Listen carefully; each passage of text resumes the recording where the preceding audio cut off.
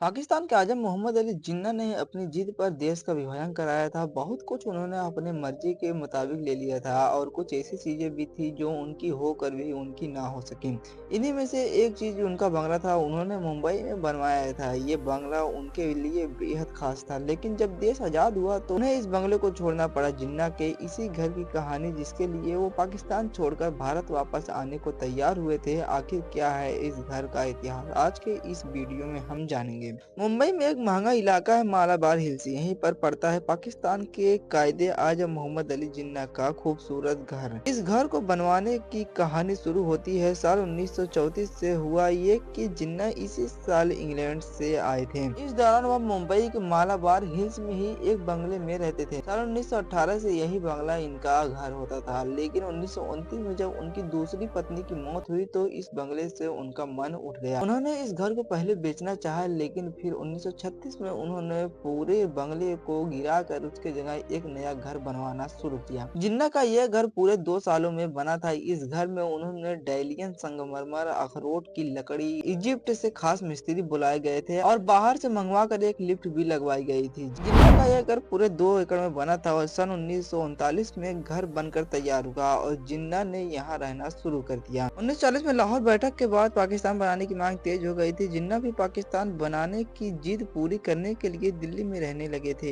इस बीच 1944 में उन्होंने सोचा कि जब मुंबई में वो रह नहीं रहे हैं तो घर को बेच देते हैं। उन्होंने हैदराबाद के निजाम से इसके लिए कांटेक्ट करा। निजाम की तरफ से 8 लाख रुपए की ऑफर आया, लेकिन जिन्ना ने डील कैंसिल करा दी। 1947 में जब लगभग सब तय हो गया कि अलग पाकिस्तान मुल्क बनेगा तो जिन्ना ने दिल्ली वाले बंगले को अपने दोस्त रामकृष्ण को 3 लाख रुपए में बेच दिया, लेकिन दूसरी तरफ वो मुंबई वाले बंगले को बेच नहीं पाए। 1947 में उन्हें 18 लाख रुपए का ऑफर फिर आया, लेकिन जिन्ना 20 लाख से नीचे मानने वाले नहीं थे। अब बंगला मुंबई में रह गया और इसके मालिक जिन्ना पाकिस्तान चले गए, लेकिन फिर भी जिन्ना का बंगले से मन नहीं हटा। जब जिन्ना पाकिस्तान गए तो उस टाइम पर श्री प्रकाश नाम के एक राजनेता को नेहरू ने पाकिस्तान का हाई कमिश्नर बनाया। डॉक्टर अली जावेद ने जिन्ना की जिंदगी पर सेकुलर एंड नेशनल जिन्ना नाम से एक किताब लिखी है। इस किताब में वो लिखते हैं कि जिन्ना को जब वो खबर पहुंची कि भारत सरकार मुंबई वाले बंगले पर कब्जा करने जा रही है तो वह तुरंत श्री प्रकाश के पास पहुंच गया और लगभग गिड़गिड़ाते हुए उन्होंने कहा कि नेहरू से कहना इस तरह मेरा दिल ना तोड़े। तुम जानते नहीं मैं मुंबई से कितना प्यार करता हूँ। मैं अपनी जिंदगी के आखिरी दिन वहीं बिताना चाहता हूँ। इस बात का मतलब जिन्ना खुद पाकिस्तान छोड़कर मुंबई वापस आना चाहते थे। श्री प्रकाश को भी पहली बार इस बात से बहुत अचंभा हुआ। फिर उन्होंने जिन्ना से पूछा तो क्या मैं प्रधानमंत्री से यह कह सकता हूँ कि आप वापस आना चाहते हैं? जिन्ना ने जवाब दिया, हाँ तुम यह कह सकते हो। बहरहाल जिन्ना ने जो कहा वह हो नहीं पाए, वह पाकिस्तान में ही रह गए। नेहरू इसके लिए तैयार भी हो गए थे और उन्होंने जिन्ना को 3,000 रुपए किराए देने की बात मान ली थी, लेकिन इस डील से पहले ही सितंबर 1948 में जिन्ना की मौत हो गई। हालांकि उन्होंने इस घर को अपने बहन फातिमा के नाम कर दिया था, लेकिन फातिमा को यह घर मिल नहीं पाया। साल 1950 में भारत सरकार ने एक कानून पास किया, प्रॉपर्टी